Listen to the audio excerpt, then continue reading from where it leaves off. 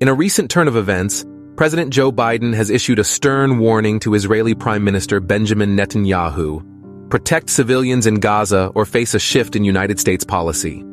This comes after a tragic incident involving aid workers that has sparked a new wave of debate over the U.S.'s role in the conflict. Before we delve into the details, if you find this topic intriguing, don't forget to subscribe to my YouTube channel, 179 Seconds, for more insightful content. Biden's message to Netanyahu was clear and unprecedented. For the first time, the U.S. president suggested that American support for Israel's offensive in Gaza could be conditional on Israel's actions to safeguard civilians and humanitarian workers. This warning was conveyed during a 30-minute phone call, marking a potential pivot in the nearly 6-month-old war's dynamic. The catalyst for Biden's warning was a deadly Israeli attack on World Central Kitchen aid workers, which resulted in new calls from within Biden's own Democratic Party to reconsider U.S. aid to Israel.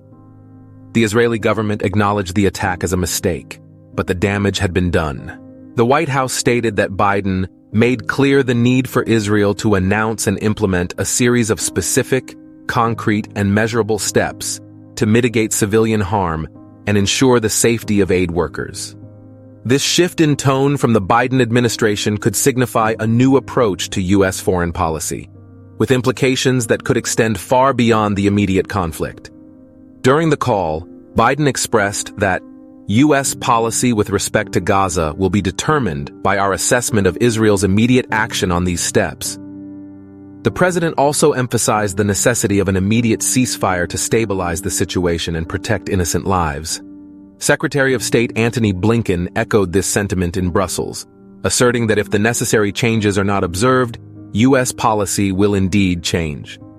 The attack on World Central Kitchen was described as the last straw by Middle East analyst Laura Blumenfeld. The strike, which systematically targeted aid workers, has prompted Biden to take a firmer stance, potentially influencing the upcoming November elections and the U.S.'s steadfast support for Israel in its conflict with Palestinian Hamas terrorists. And as we await the outcomes of these critical discussions and the actions that will follow, it's essential to stay informed on these developments.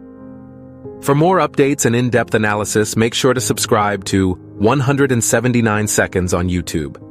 Together, we'll keep a close eye on how these events unfold and what they mean for the future of U.S. foreign policy and international relations.